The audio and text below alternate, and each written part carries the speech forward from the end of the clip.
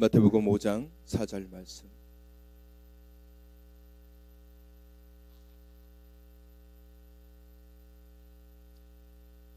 마태복음 5장 4절. 애통하는 자는 복이 있나니 그들이 위로를 받을 것이며. 아멘. 우리 같이 한번 읽어볼까요? 5장 4절 말씀 시작. 애통하는 자는 복이 있나니 그들이 위로를 받을 것이며. 애통하는 자가 복이 있다라고 말씀하고 있습니다. 주님께서 말씀하시는 8가지 복 중에 그 두 번째에 해당되는 복이 바로 애통하는 자에게 주어지는 복입니다. 이 오늘 본문 말씀을 헬라어, 주님께서 말씀하시는 그 원문으로 이렇게 직역을 하면 슬퍼하는 사람들은 복이 있다라고 그렇게 해석할 수 있습니다. 누가복음에도 이런 비슷한 복에 대한 말씀이 있는데, 누가복음에는 이제 우는 자는 복이 있나니 너희가 웃을 것이며 라고 말씀하고 있습니다.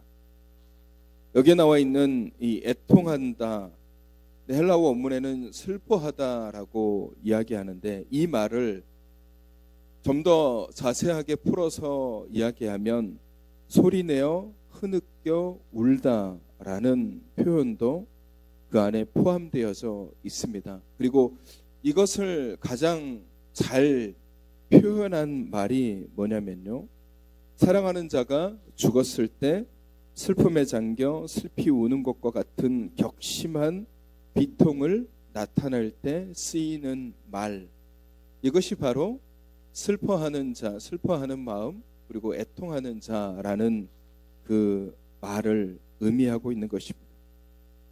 근데 오늘 이 말씀을 읽어보면 조금 이상한 생각이 들죠. 왜 슬퍼하는 사람이 복이 있을까? 왜 애통하는 사람이 복을 받을까? 왜 그런 사람에게 하나님께서 복을 주시겠다라고 말씀하셨을까라는 생각을 하게 됩니다. 근데 이 애통하는 마음, 슬퍼하는 마음은 곧 하나님의 마음입니다. 하나님께서 우리를 향한 하나님의 마음은 늘 이런 마음이시죠. 하나님은 우리를 보면서 때로는 슬퍼하시고, 때로는 애통하시고, 때로는 애끓는 마음으로 우리를 바라보십니다. 주를 모르는 자들, 주를 외면하는 자들, 복 있는 길이 있음에도 불구하고 사망의 길을 걸어가는 자들을 바라보시면서 하나님의 마음이 얼마나 찢어지듯 아프시겠습니까? 간혹 사람들이 하나님에 대해서 오해하는 경우들이 있습니다. 하나님은 굉장히 잔인하신 분이 아니신가? 피도 눈물도 없는 분으로 착각하는 사람들이 있습니다.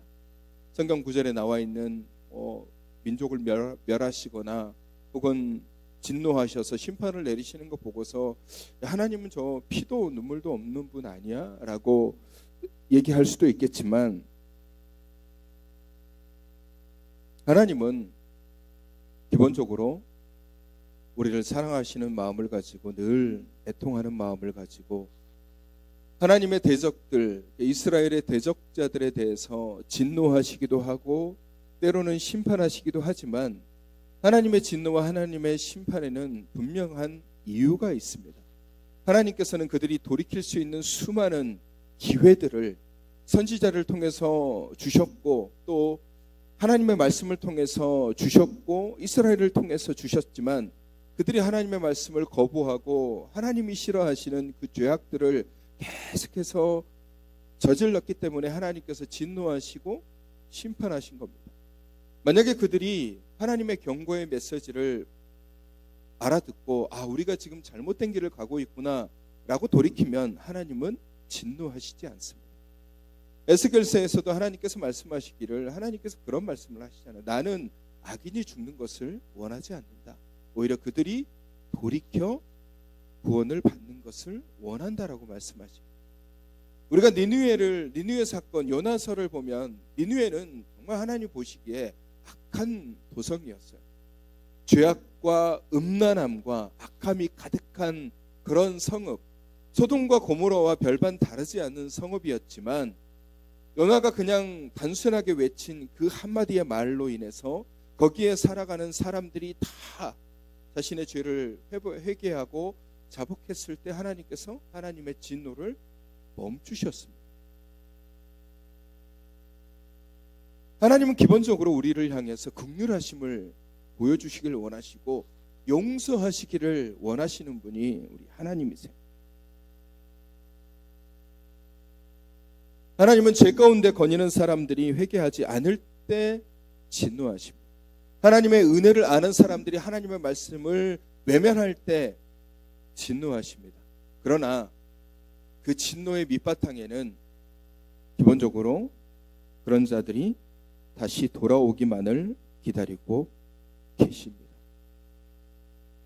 그래서 하나님의 마음은 애통하는 자의 마음, 늘 안타까워하시고 늘 슬퍼하시고 왜 내 말을 듣지 않을까? 왜 돌아오지 않을까? 왜 은혜가 있는 길을 선택하지 않을까? 왜 생명에 있는 길을 선택하지 않을까? 하나님께서 늘 답답해하시고 늘 안타까워하세요. 그래서 예수 그리스도를 우리 가운데 보내주신 것도 인간이 너무 안타깝기 때문에 죽음의 길로 걸어가고 알지 못하는 길로 걸어가고 죄악된 길로 걸어가니까 예수 그리스도를 보내주신 거잖아요. 애통하는 자의 마음으로 보내신 거예요. 안타까우니까.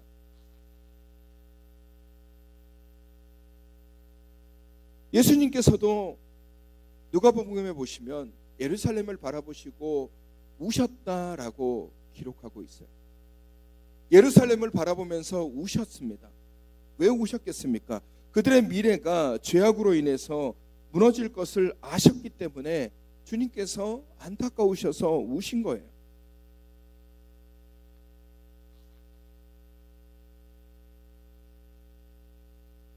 애통하는 자가 복이 있다라는 이 말이 왜 애통하는 자가 복이 있을까? 그것은 그 애통함이 결국 하나님의 마음이기 때문에 그렇습니다.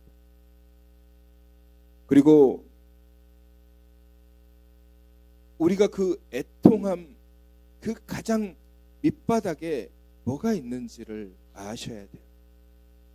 왜 애통합니까? 왜 슬퍼하고 왜 안타까워합니까?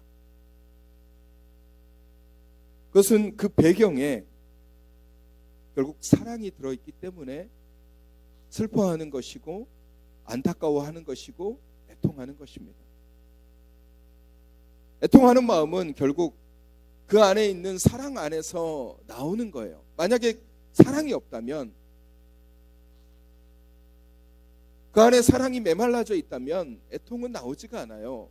관심이 없는 거죠. 누가 아파하든 누가 죽어가든 누가 힘들어하든 누가 넘어지든 관심이 없어요. 왜? 사랑이 없으니까. 여러분, 우리 주변에 있는 내 사랑하는 가족이 아프고 힘들면 우리는 그 사랑하는 가족에 대해서는 우리가 관심을 갖기 때문에 조금만 아파도 신경 쓰이고 기침해도 신경 쓰이고 그러지만, 지구 반대편에서 누군가가 넘어지고 누군가가 아파하고 누군가가 죽어가는 것은 나랑 전혀 상관없는 것이기 때문에 우리는 그저 외면하는 거예요. 사랑이 있기 때문에 애통하는 것입니다. 사랑하기 때문에 안타까워하는 것이고 슬퍼하고 불쌍히 여기는 마음을 갖는 것이고 그러기에 눈물이 나는 것이 당연한 것이죠. 누군가의 힘듦과 고난, 어려움을 보고 눈물을 흘린다라는 것은 그를 향한 연민과 사랑이 있기 때문에 가능한 것입니다. 그래서 그런 자를 위로하시는 하나님께서 오늘 애통하는 자는 복이 있나니 그들이 위로를 받을 것이다 라고 말씀하고 계십니다. 애통하는 자가 받을 복은 위로의 복입니다. 남의 슬픔에 공감하고 함께 울어주고 함께 슬퍼하는 자에게 하나님께서 하늘의 위로로 치유해 주시는 겁니다. 그런 경험이 없는 사람들이 애통하지 못하기 때문에 결국 사랑에서 멀어져 버리는 삶을 살아가게 되는 것입니다. 제가 오늘 이 본문 말씀을 묵상하면서 문득 저에 대해서 생각을 해봤습니다. 어느 순간 제 자신을 바라보면서 내 안에 슬퍼하는 마음들 혹은 누군가에 대해서 안타까워하는 마음들이 시간이 지나면서 무덤덤해지고 또 무감각해지고 무관심해지고 있지 않을까 하는 그런 생각을 해보았습니다. 처음에는 주변에 안타까운 사람들이 주를 알지 못하면서 늘 술에 몸을 내어 맡기고 비틀비틀 거리는 사람들 보면서 정말 안타까운 마음이 생기고 연민이 생기고 그분의 영혼에 대해서 정말 불쌍한 마음들이 들기 시작했는데, 어느 순간이 시간이 지나면서 제 안에서 그런 것들이 당연시 되는 그런 생각을 하게 되는 거예요. 저분은 저런 게 당연한 거야. 그러면서 놀랍게도 제 안에서 사라진 게 뭐냐면 애통하는 마음, 불쌍히 여기는 마음들이 완전히 사라진 건 아닌데 옅어지기 시작하는 거예요. 볼 때마다 안타깝고 볼 때마다 저분들을 위해서 더 기도해 드려야 되고 저분들 참 하나님이 사랑하시는 분들인데, 그런 마음이 예전에 들었다라면 이제는 그냥 무덤덤해지는 거예요. 저분이 지나가시네? 저런 분이 계셨구나. 이런 식으로 마음이 점점 메말라져 가고 있는 제 자신을 보게 되었습니다. 여러분, 어쩌면 우리는 뜨거움이 사라진 시대를 살아가고 있는지도 모릅니다. 마음의 뜨거움, 마음의 안타까움, 누군가의 죽음에 대해서 아무런 반응도 하지 못하는 우리의 모습을 보면서 정말 우리가 차가워져 가고 있지 않는가 하는 생각을 하게 되는 거죠. 교회 성도들의 모습에서 뜨거움이 사라진 모습이라면, 그러면 하나님께서 우리에게 주시는 그 사랑은 어디에서 찾을 수 있을까요? 수많은 생명이 한순간에 사라져버린 이 사건 앞에서 우리는 정말 어떤 모습으로 살아가야 되겠습니까? 그래서 저는 이 말씀을 보면서 정말 우리가 너무 참담하다는 생각을 해보게 됩니다. 우리의 눈물이 멈췄다라는 생각을 하게 돼요. 우리의 마음들이 냉랭해지고, 그래서 우리가 중요하게 생각하는 것이 결국 물질과 혹은 명예와 혹은 자기 자신의 삶의 우선순위만 생각하고 남의 아픔, 남의 슬픔, 남의 안타까움에 공감하지 못하는 우리의 모습들, 그러다 보니까 눈에 눈물이 말라버린 겁니다. 누군가의 죽음, 누군가의 아픔, 누군가의 슬픔에 대해서 아무렇지도 않게 생각하거나 별거 아닌 것처럼 생각해버리는 우리의 모습이 너무 안타까운 거예요. 여러분, 어느 시대든지 헐벗고 피 흘리는 사람들이 있었습니다. 어느 시대나 마찬가지죠. 하나님은 그들을 보면서 안타까워하셨습니다. 라마에서 슬퍼하는 자들의 울음소리를 하나님께서 기억하셨고, 덧없이 죽어가는 영혼들을 하나님께서 안타까워하셨습니다. 근데 우리의 눈물들이 점점 메말라가고 없어지고 우리의 감정들이 정말 메마른 사막처럼 그렇게 딱딱해져가는 모습을 보면서 하나님께서 정말 우리의 그런 모습을 보면서 기뻐하실까? 저는 너무 걱정이 되는 거죠. 우리의 모습들이 정말 그렇게 되어버릴까 봐 걱정이 됩니다. 누가 아파도 나랑 상관이 없으며 무관심해버리고 누군가의 죽음에 대해서 아무런 감정적 변화가 생기지 않는다는 것에 정말 많은 걱정을 하게 됩니다. 그리고 그런 사람들이 그리스도인이라고 한다면 과연 우리 안에 사랑은 있는 것일까? 누군가의 죽음에 대해서 희희낙낙하게 여기거나 본인이 잘못해서 죽었겠지라고 생각해버리는 그런 우리의 생각 속에 과연 그리스도의 사랑이 들어있을까 하는 생각을 해보게 되는 거예요.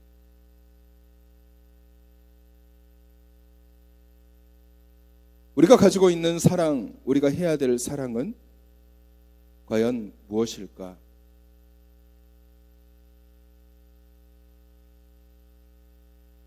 어쩌면 우리가 그런 눈물들을 무시하고 하찮게 여길 수도 있습니다. 메말라져 가기 시작하면은 죽음에 대해서 그냥 무관심해지고 무감각해지고 나랑 상관없다라고 생각을 하는 거예요. 내가 아프지 않으니까, 내가 힘들지 않으니까, 내가 괴롭지 않으니까 뭔 상관이야. 누군가의 죽음에 대해서 아무렇지도 않게 생각할 수도 있습니다.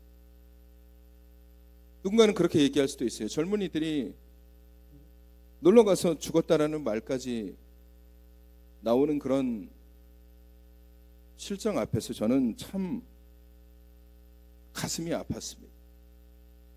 젊은 애들이 시베리아 한복판으로 간 게 아니잖아요.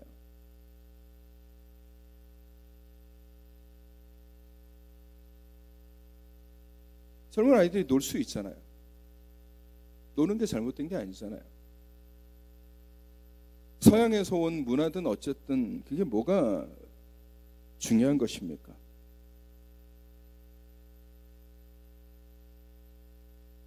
어차피 불꽃놀이 같은 것도 서양에서 온 문화예요. 우리나라에 불꽃놀이가 어디 있었습니까? 근데 그거에 대해서 누군가도 얘기하지 않잖아요. 근데 그 수많은 사람들이, 수많은 젊은 아이들이 목숨을 잃은 것에 대해서 우리는 어떻게 그 사건을 바라봐야 됩니까? 나랑 상관없으니까? 우리와 전혀 관계없는 친구들이니까? 그냥 지가 놀고 싶어서 놀다가 죽었으니까? 그냥 무시하고 외면하고? 우리가 그런 생각을 갖는 순간 우리 안에 사랑은 없어지는 거예요. 애통하는 자라는 것은 그런 마음을 갖는 거예요. 죽음에 대해서 안타까워하고 비통해하고 같이 슬퍼하고 같이 울어주고. 우리가 질책해야 되는 것은 왜 놀러 갔냐고 얘기하는 것이 아니라 왜 내가 저런 것들을 바라보면서 눈물을 흘리지 않을까예요. 여러분, 그리스도인들이 정말 사랑한다라면, 우리가 정말 사랑이 있다라면, 내가 예수 그리스도를 믿고 하나님을 정말 믿는다라면 우리 안에 그 사랑이 있다라고 우리가 정말 확신적으로 믿고 내가 구원받았다라고 생각한다라면 우리는 울어야 돼요. 얼마나 안타까운 영혼들입니까? 얼마나 안타까운 생명들이 목숨을 잃고 그렇게 되었습니까? 우리는 그 모습을 바라보면서 그냥 네가 알아서 그렇게 하다가 죽은 걸 뭐 어떻게 해가 아니라 애통해야 되는 거예요. 애통해야 돼요. 눈물을 흘려야 된단 말이에요. 우리 안에 눈물이 있어야 되는 겁니다. 누군가의 아픔, 누군가의 슬픔, 누군가의 괴로움, 그걸 바라보면서 아무렇지도 않게 생각하는 거, 무관심해버리는 거, 외면해버리는 거, 그 우리 안에 사랑이 없어지는 거예요. 사랑하지 않기 때문에. 여러분, 하나님을 사랑한다라고 얘기하는 사람들이 사람을 사랑하지 않는다? 근데 나는 하나님을 사랑해요 라고 얘기한다? 거짓말쟁이에요. 왜냐? 하나님을 사랑하는 사람들은 반드시 사람을 사랑해야 돼요. 주님께서 우리에게 주시는 그 율법이 뭡니까? 하나님을 사랑하고 내 이웃을 내 몸과 같이 사랑하라 말씀하시잖아요. 그 말씀을 정말 우리가 더 자세하게 얘기한다면 하나님을 사랑하는 사람들은 반드시 이웃을 사랑해야 되는 거예요. 그거는 뗄래야 뗄 수 없는 거예요. 애통하는 마음이 어디서 나온다고 했습니까? 사랑하는 마음에서 나오는 거예요. 한 영혼 한 영혼 너무나도 귀한 영혼들입니다. 그 영혼이 어떤 삶을 살아왔든지, 그 영혼이 어떤 죄를 지었든지, 그 영혼이 어떤 악행을 벌었든지 우리는 그 영혼을 사랑할 그런 마음들이 있어야 되는 거예요. 안타까워하고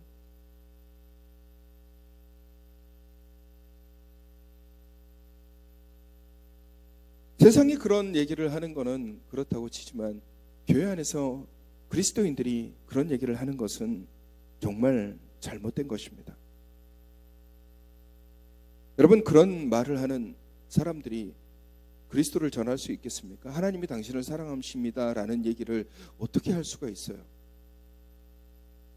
죽음에 대해서 애통하지 않는 사람이 어떻게 하나님의 사랑을 논할 수 있으며, 누군가의 슬픔에 대해서 공감하지도 않는 사람들이 어떻게 복음을 전할 수 있겠습니까? 복음이 그건데, 복음이 하나님이 우리를 사랑한다라고 말씀하시는 건데, 복음이 하나님이 나를 위해서 십자가를 지셨다라고 말씀하시는 건데, 복음이 예수 그리스도께서 우리를 너무너무 사랑하셔서 우리를 안타깝게 여기셔서 자신의 피를 흘리셨다라고 얘기하는 게 복음인데, 울지 않는다라면 무슨 복음을 전하겠습니까? 오늘 주님께서 애통하는 자가 복이 있다, 어떻게 보면은요, 이 8가지 복 중에 이 애통하는 자의 복은 좀 이상할 수가 있어요. 왜 우는 자에게 복을 주시지? 왜 슬퍼하는 자에게 복을 주시지? 왜 이렇게 흐느껴 우는 사람에게 복이 있다라고 말씀하시지? 어쩌면 세상 사람들은 이게 이상하게 생각할 수도 있어요. 야, 우는 사람이 왜 복을 받아? 라고 얘기할 수도 있어요. 근데 오늘 성경은 이것을 정말 귀하게 여기시는 겁니다. 누군가의 안타까운 상황을 보고 우는 사람들, 슬퍼하는 사람들, 그 사람들에게 복을 주시고, 그 복의 내용은 위로입니다. 위로. 우리의 위로는 하나님의 만져주심에서 오는 것이죠. 우리가 애통한다는 것은 함께 사랑하는 자들을 위로하고, 그 위로를 통해서 하나님께서 나와 아픔을 겪는 사람들을 만져주실 때, 그때 위로가 우리 안에 오는 것입니다. 사랑하는 성도 여러분, 우리는 세상을 닮아가는 사람들이 아닙니다. 우리는 예수 그리스도를 닮아가는 사람들이에요. 세상은 늘 변해요. 어떻게 변하냐면, 세상은 늘 차갑게 변합니다. 시간이 더 지나면 지날수록 돈이 더 중요하게 생각하는 사람들이 더 늘어날 것이고, 자기 자신만을 위하는 사람들이 더 늘어날 것이고, 이기적인 것들이 훨씬 더 늘어나게 세상은 변화가 될 것이에요. 근데 우리는 그리스도인들이잖아요. 우리는 세상의 변화를 따라가는 사람들이 아니라 우리는 예수 그리스도를 닮아가는 사람들이에요. 세상의 변화를 바라보고 세상의 변화와 동일하게 그렇게 메말라 갈 것이 아니라, 우리는 늘 안타까운 마음을 가지고 있어야 됩니다. 애통하는 자는 결국 위로자입니다. 여러분, 내가 가슴 아픈 일을 겪었을 때 누군가가 나에게 와서 나를 안아주고 같이 울어줄 때 얼마나 내 마음이 위로가 됩니까? 슬퍼하는 사람들, 안타까워하는 사람들과 같이 울어주는 것만으로도, 같이 애통하는 마음을 가지고 그들의 손을 잡아주는 것만으로도 그게 위로가 되는 거예요. 상처 입은 사람들에게는, 힘들어하는 사람들에게는, 사랑하는 가족을 보낸 사람들에게는 같이 울어주는 것만으로도, 같이 안타까워하는 것만으로도, 같이 애통하는 마음으로 흐느끼는 것만으로도 그것이 위로가 되는 거예요. 애통하는 자는 복이 있나니 그들이 위로를 받을 것입니다 라고 얘기하는 것은, 결국 애통하는 자는 위로자라는 거예요.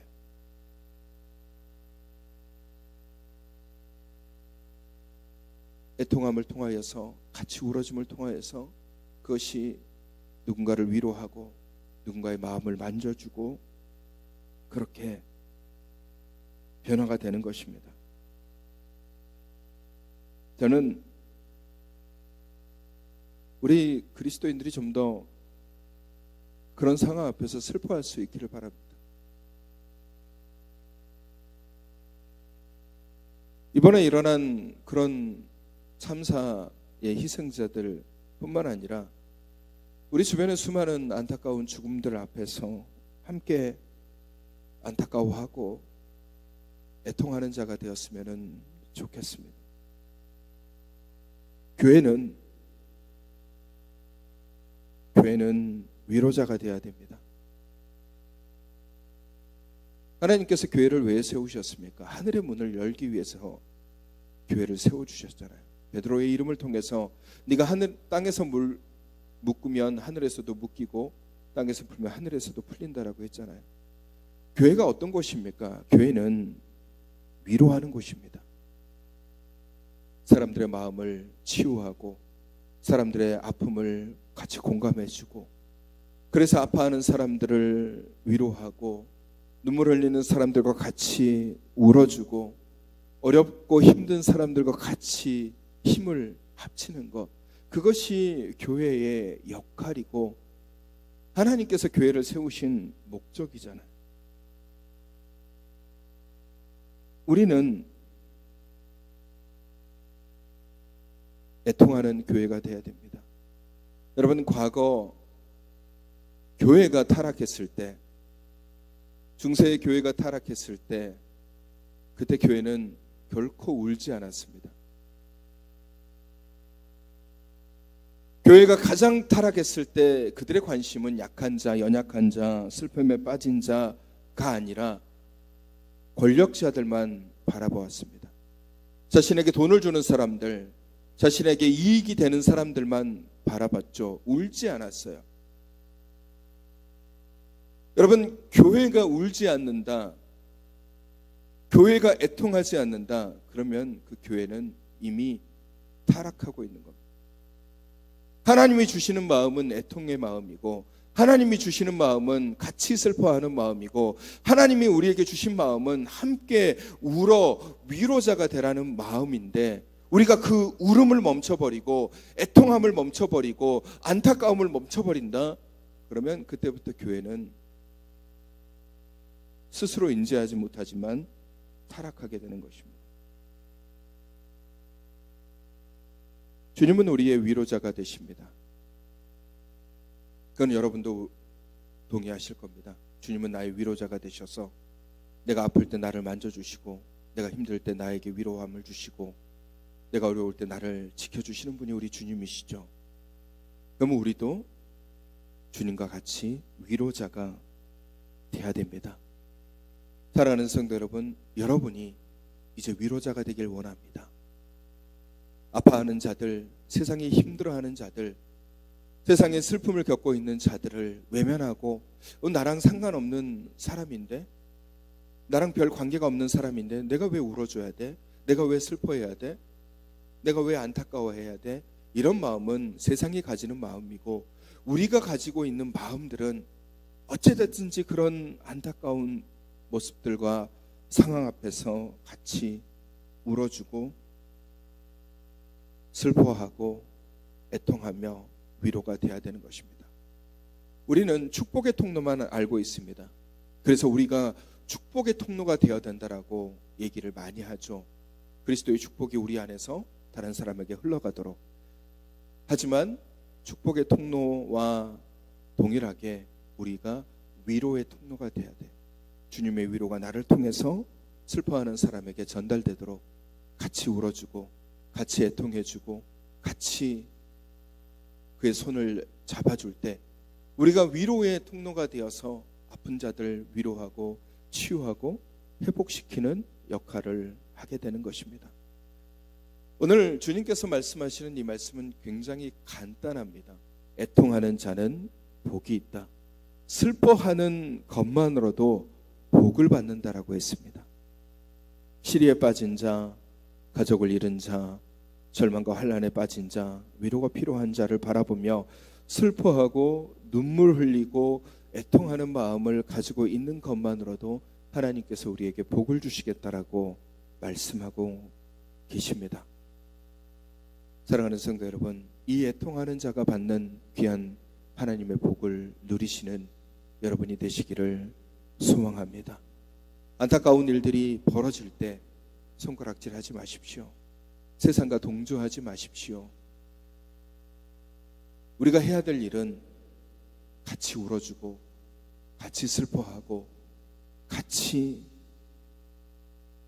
위로자가 되어서 그 마음을 위로할 때 주님이 우리에게 주시는 그 위로의 복이 나를 통해서 다른 사람들에게 전해지고, 그래서 그 슬픔이 줄어들고 아픔이 줄어들고 어려움이 줄어들며 다 치유되고 회복이 되는 것입니다. 사랑하는 성도 여러분, 이 시대는 점점 메말라가고 차가워지고 있지만 교회는 더 뜨거워져야 됩니다. 교회 사랑이 넘쳐야 되고 교회 사랑이 가득해야 됩니다. 이거는 돈이 드는 것도 아니고 우리가 노력해야 되는 것도 아니고 그저 우리의 마음이 주님이 주시는 사랑으로 가득 차면 되는 것입니다. 어려운 게 아니에요. 그 사랑의 마음을 가지고 세상을 바라보시고 상황을 바라보시고 사건들을 바라보십시오. 그러면 우리 눈에서 눈물이 나오고 같이 슬퍼하게 되고 같이 위로자가 되어 주는 것입니다.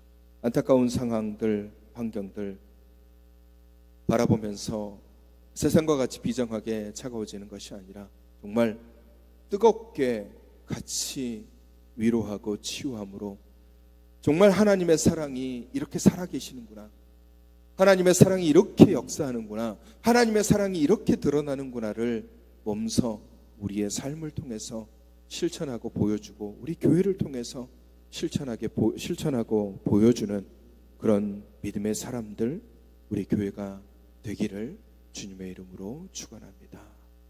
기도하겠습니다. 걸어가신 주님, 우리의 눈물이 말라가고 있는 시대를 우리가 살아가고 있습니다. 주님께서 애통하는 자는 복이 있다 말씀하셨습니다. 이 시대에 우는 자, 애통하는 자, 슬퍼하는 자, 그런 사람들에게 우리가 위로하는 자가 되기를 원합니다. 너무나 안타까운 소식에 우리가 함께 애통하며 슬퍼하는 자를 위로하고 치유하는 귀한 사역을 감당하게 하여 주옵소서. 이 세상은 너무나 많은 위로가 필요합니다. 우리 교회가, 성도가 애통하는 자가 되어 위로의 통로로서 가슴 아픈 자를 보듬어주는 믿음의 사람들이 되게 하여 주시옵소서. 오늘 사랑하는 김옥자 권사님이 하나님의 품에 안기셨습니다. 이제 하나님의 나라에서 세상 모든 아픔과 고통을 내려놓고 주님의 한없는 위로를 받게 하여 주시옵소서. 사랑하는 가족을 떠나보낸 유가족들에게도 주님의 귀한 위로하심이 임하기를 기도합니다.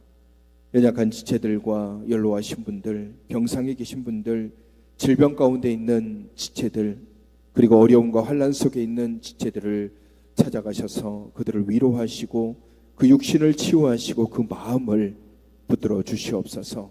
나라의 부름을 받아 군에 가 있는 청년과 멀리 타지에 있는 청년들, 그리고 함께 하지 못한 주의 백성들에게도 주님의 귀한 은혜를 부어 주시옵소서.